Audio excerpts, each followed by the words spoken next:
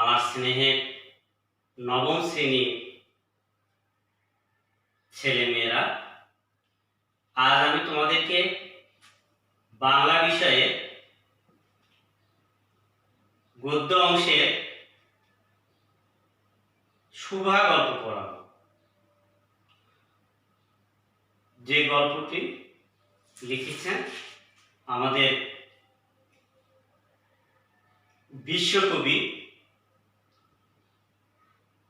রবীন্দ্রনাথ ঠাকুর। এই শিক্ষার্থী তোমরা বই বের করো। বইয়ে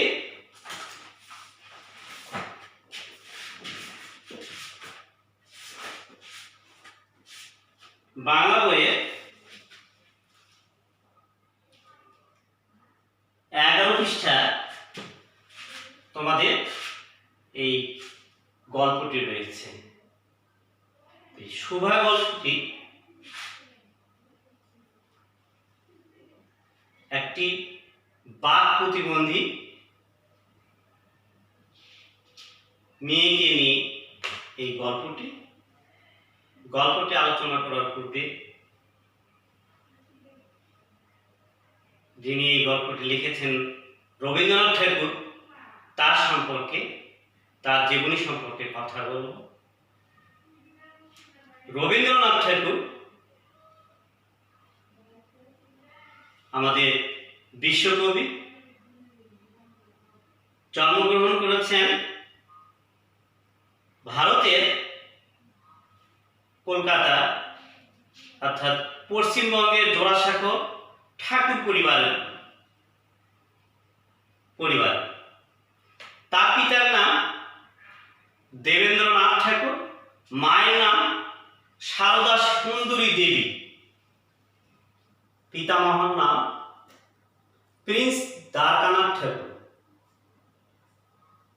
ছোটবেলায় তাকে অনেক স্কুলে এবং বিভিন্ন প্রতিষ্ঠানে তাকে ভর্তি করে দেওয়া হয়, কিন্তু কোথায় তার আনুষ্ঠানিক শিক্ষা শেষ হয়নি।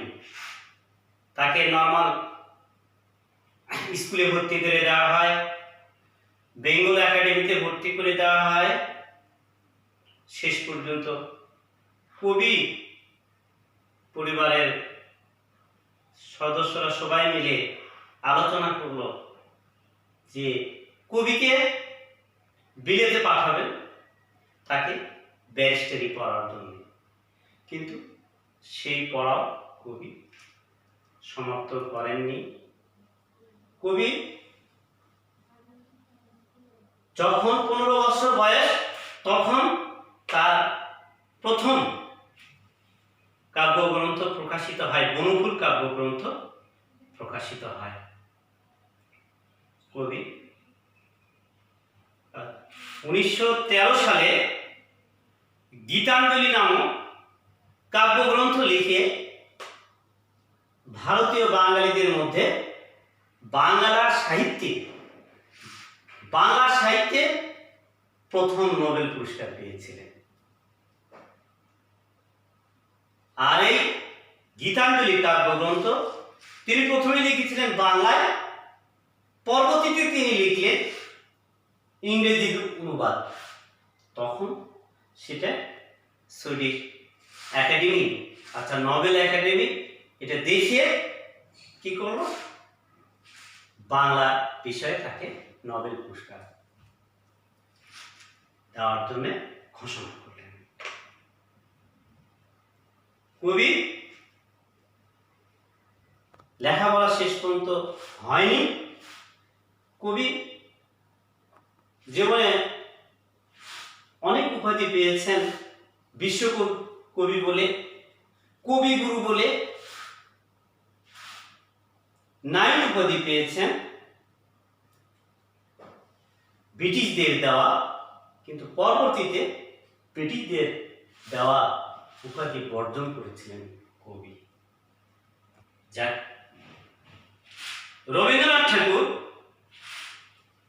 বাংলা সাহিত্যের যত শাখা আছে, কবিতা, গল্প, ছোট গল্প, প্রবন্ধ, উপন্যাস, নাটক, ভ্রমণ কাহিনী, সব জায়গায় তার অবস্থান রয়েছে, তার অবদান রয়েছে। অর্থাৎ যুগে যুগে যত মনীষী, কবি, সাহিত্যিক, দার্শনিক জন্মগ্রহণ করেছেন, তাদের মধ্যে বিশ্বকবি রবীন্দ্রনাথ ঠাকুর অন্যতম। রবীন্দ্রনাথ ঠাকুরের অনেক কাব্যগ্রন্থ রয়েছে। সেই কাব্যগ্রন্থের মধ্যে রয়েছে চিত্রা, বলাকা সহ অনেক কাব্যগ্রন্থ লিখেছে। সোনার তরী, কবি উপন্যাস লিখেছেন অনেক অনেক, তার সংখ্যা। তার উপন্যাসগুলোর নাম আছে যোগাযোগ, ঘরে বাইরে, দুই বোন, বউ ঠাকুরানীর হাট, চোখের বাড়ি, নৌকা ডুবি।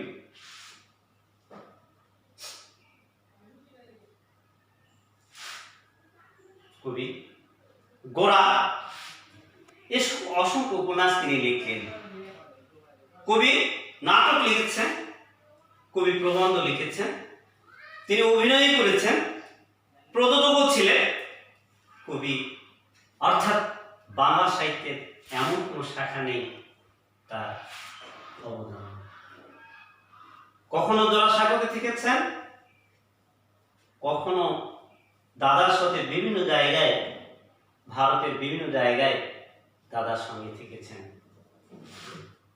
কবি এক সময় লিখলেন তার বিখ্যাত কাব্য গ্রন্থ নির্ঝরের স্বপ্নভঙ্গ। আমি তোমাদেরকে এইখান থেকে কয়েকটা লাইন তোমাদেরকে পড়ি, শোনো। রবীন্দ্রনাথের: আজিয়ে প্রভাতে রবির ক, কেমনে পশিল প্রাণের প, কেমনে পশিল গুহার আধারে প্রভাত পাখির গান, না জানি কেন রে এতদিন পরে জাগিয়া উঠিল প্রাণ। ওরে উঠলে উঠেছে বাড়ি, ওরে প্রাণের বেদনা, প্রাণের আবেগ রুধিয়া রাখিতে নাই, থরথর করে কাঁপিছে ভূত, শিলা রাশি রাশি পড়েছে খুশি।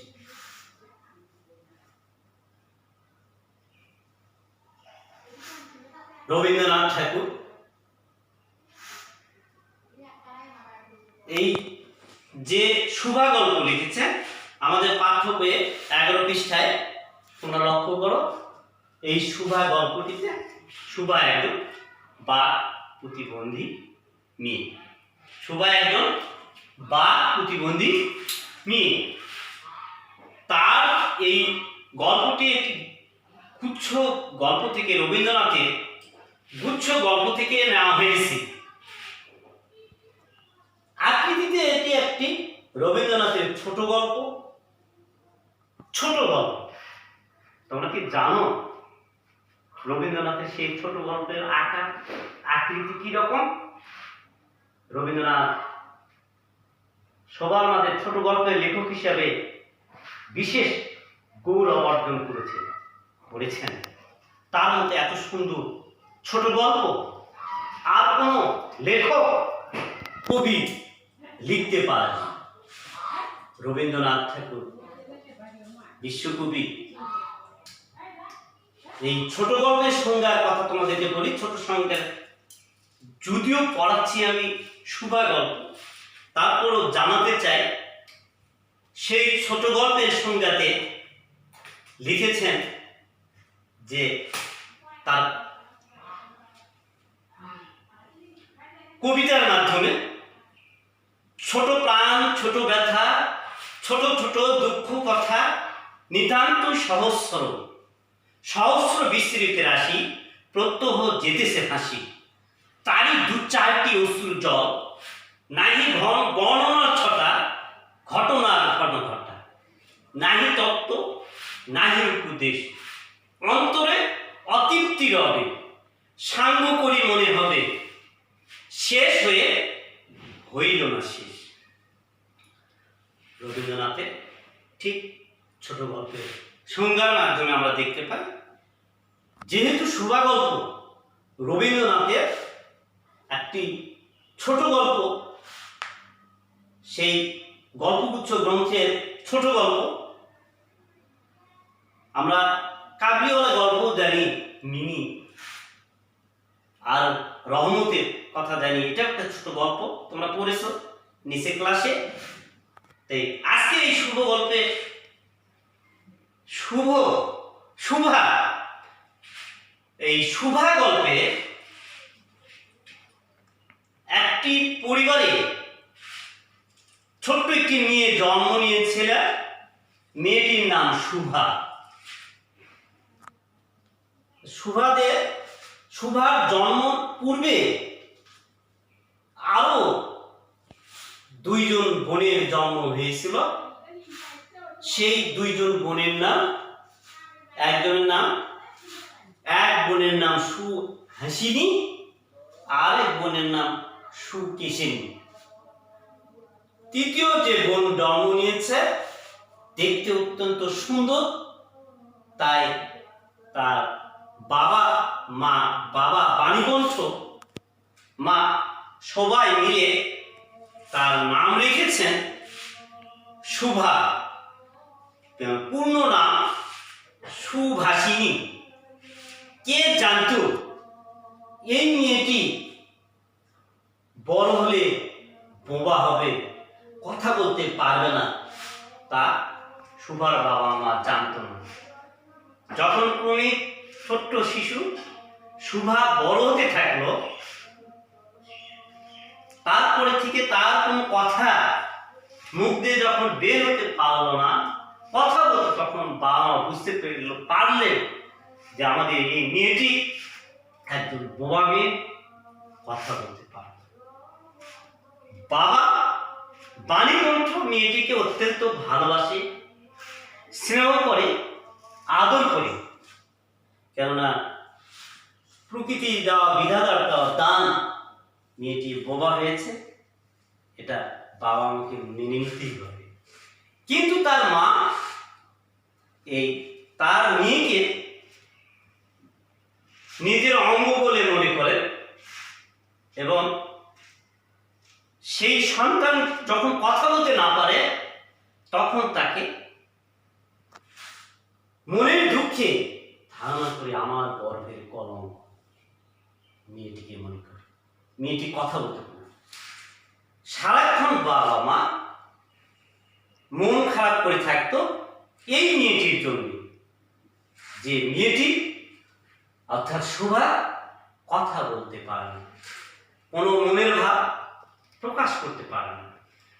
আর কথা বলতে পারে না বলেই পাড়ার ছেলে মেয়েরা তার সঙ্গে খেলা করতে চায় না, শুভাকে দেখলেই ভয় পায়, শুভাকে দেখলে তারা চলে যায়। শুভাদের বাড়িতে যেই আসুক না কেন, সে প্রথমে আগে শুভার খোঁজ নেয়, বলে যে এই সংসারে এই মেয়েটি কথা বলতে পারে না, বিধাতার কি নির্মম খেলা। এই কথা গ্রামের লোক, প্রতিবেশীরা যখন বাড়িতে এসে বলতো, তখন এই কথা শুনে শুভা মন খারাপ হয়ে যেত। শুভা, যার পূর্ণ নাম সুভাষিনী, মন খারাপ হয়ে যাওয়ার পরে শুভা কি করত, সেই গোয়ালে চলে যেত। গোয়ালে গিয়ে তার দুটো বন্ধু ছিল, একজনের নাম সর্বশী, আরেকজনের নাম পাঙ্গুলি। এই দুটো বন্ধু অর্থাৎ দুটো গুরু, এই গুরুর গলা ধরে, কান ধরে, নেত্র ধরে অঝোর ধারায় সে মনের ভাব প্রকাশ করত। এই গৃহবাড়িত জীব কথা বলতে পারে না, কিন্তু এই সর্বশিয়া প্রাণগুলি তার কথা বুঝতে পারত। সুভার যে আরো বন্ধু ছিল না তা নয়, সুভার বাড়িতে যে বিড়াল শাবক ছিল, বিড়াল ছানা ছিল, সেটাও তার বন্ধু। কোনো সময় তার কাছে এসে তার কুলে বসত এবং তার কুল গরম করে দিত। এছাড়া প্রকৃতি আরো আরো জন্তু তার বন্ধু ছিল। এছাড়া সুভার একজন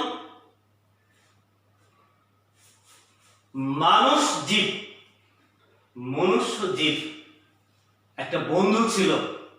সেই বন্ধুর নাম হলো গোসাইদের প্রতাপ, যে ছিল অকর্মণ্য, যে ছিল বিভিন্ন জায়গায় আড্ডা দিয়ে বেড়াতো, কিন্তু সুভাকে অত্যন্ত ভালোবাসত। তাই আদর করে সুভাকে ডাকতো, সু বলে ডাকতো, সু বলে তাকে ডাকতো। বাড়ির গ্রামটির নাম, সুভাদের যে গ্রাম, সেই গ্রামের নামটি হলো চণ্ডীপুর। সেই বাড়ির পাশ দিয়ে বয়ে গেছে একটি নদী, সেই নদীর উপরই সুভাদের বাড়ি, আটচালা ঘর। এছাড়া রয়েছে গাছ, তেঁতুল গাছের নিচে সুভা বসে থাকত এবং প্রকৃতি অবলম্বন। যখন বাড়ির ভিতরে তার মন খারাপ হয়ে যেত, তখন অনেক সময় সে জানালাতে তাকে প্রকৃতির আকাশ বাতাস সব চন্দ্র গ্রহ নক্ষত্র সবার সাথে মিতালি করত সুভা। সেই প্রতাপ বন্ধু নদীতে যখন মাছ ধরার জন্য বড়শি ছিপ ফেলত, তখন সুভা তার কাছে যেত, তার পেছনে যে গাছটির নিচে বসে থাকতো। যেহেতু মাছ ধরার সময় কোনো কথা বলা যায় না, সুভা প্রতাপ একটি ভালো বন্ধুই পেয়েছিল, সেটা হলো সুভা তার প্রতাপের জন্য পান সাজিয়ে নিয়ে এসে দিত এবং তাকে প্রতিদিন পান খেত। এমনই করতে করতে সুভা একদিন বড় হয়ে গেল, দেখলো তার শরীরে অঙ্গ প্রত্যঙ্গ স্বপ্নের মতো সত্যি সত্যি বড় হয়ে গেছে। সুভা অনুভব করলো প্রকৃতির থেকে সে একজন যোগ্য, একজন যুবতী মেয়ে, পরিপূর্ণ মেয়েতে পরিণত হয়ে গেছে। সে আর শিশু নয়। তখন যেহেতু বোবা মেয়ে, তার বিয়ে হবে না, পাড়ার লোকেরা, গ্রামের লোকেরা এই কথা নিয়ে নাচানাচি করতে থাকলো যে মেয়েটি তো বিয়ে হবে না, তাহলে আমরা সবাই মিলে এক ঘরে করে রাখি। এটা করতে চেয়েছিল। মেয়েটি বাবা বাণীকণ্ঠ কিছুদিনের জন্য কলকাতায় গেল। সেখানে থাকার পর সেখান থেকে ফিরে আসলো। আসার পরে চিন্তা করলেন যে তার সেই কন্যা সুভাকে নিয়ে কোথায় চলে যাবে। কিছুদিনের জন্য কলকাতায় যাবেন, হয়তো তার কন্যাকে তাকে সৎপাত্র দান করবেন। সুভা যাত্রীতে বাইরে যেতে একাকী প্রকৃতির সঙ্গে কথা বলা শুরু করত। যখন দুপুরে কেউ না থাকতো, বাইরে ঘাটের নৌকা বাঁধা থাকতো, মাঝিরা না থাকতো, রোদ ঠান্ডা করেছে, ঠিক সেই সময় সুভা বাইরে এসে প্রকৃতির সাথে কথা বলত। একদিন যখন সুভা তার সেই বন্ধু প্রতাপকে মাছ ধরতে দেখে বড়শি দিয়ে, তখন সুভাকে বলেছিল, সুভা তোমার নাকি বিয়ে। সুভা এই কথা মন থেকে মনে হয় চোখ দিয়ে পানি পড়বে। তারপরে তার বাবার কাছে গিয়ে কান্না জড়িয়ে দিয়েছিলেন পা ধরে। সুভাকে নিয়ে প্রতাপ একটি গল্প বলেছিল।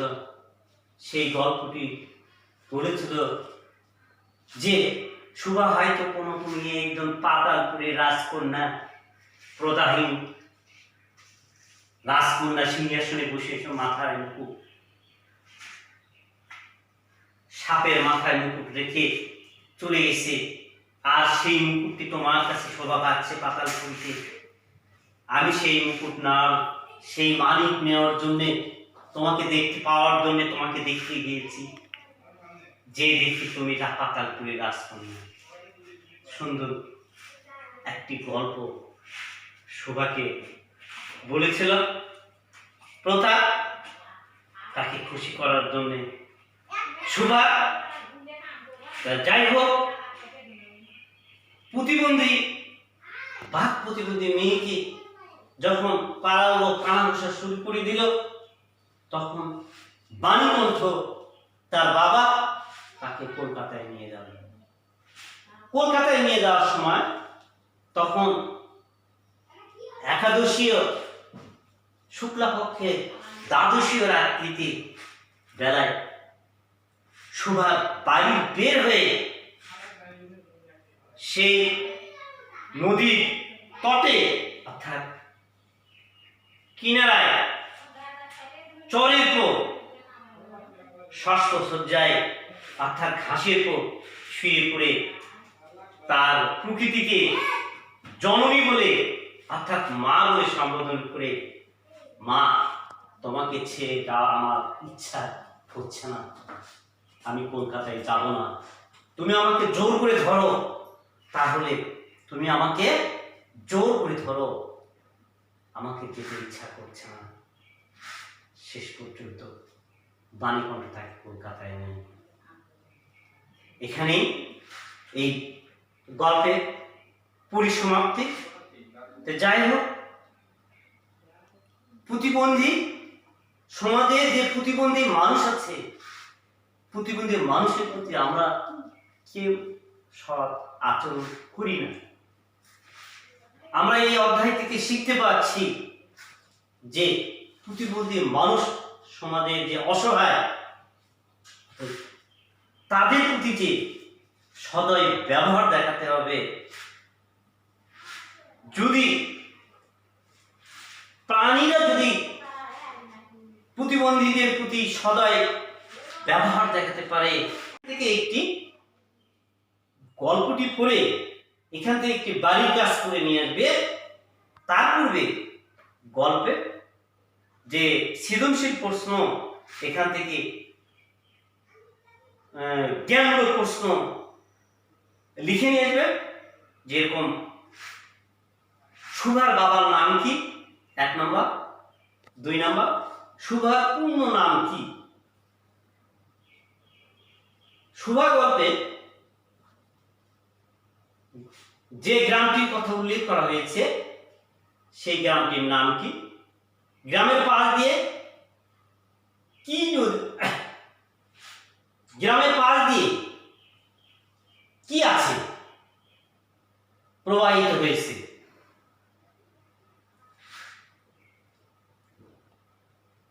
কার সঙ্গে সুভার সম্পর্ক গড়ে উঠেছিল বন্ধুত্বমূলক। তোমরা এই 4টি প্রশ্ন বাড়ি থেকে জ্ঞানমূলক প্রশ্ন লিখে নিয়ে আসবে। আশা করি তোমরা এই গল্পটি, ছোট গল্প পড়ে তোমাদের জ্ঞানের উদয় হবে। সমাজে অবশ্যই তোমরা প্রতিবন্ধী ছেলে মেয়েদের সঙ্গে, সমাজের প্রতিবন্ধী মানুষদের সাথে ভালো ব্যবহার করবে। যা তোমাদের পাড়া প্রতিবেশীতেও যদি প্রতিবন্ধী থাকে তাদের প্রতি ভালো ব্যবহার করবে। আশা করি এই গল্পটি পড়ে এবং বাড়ির কাজটি করে আগামী দিন আমার কাছে অবশ্যই জমা দিবে। তোমাদেরকে ধন্যবাদ জানিয়ে আমার সেই ক্লাসটা অর্থাৎ পাঠদানকে এখানে শেষ করছি। ধন্যবাদ।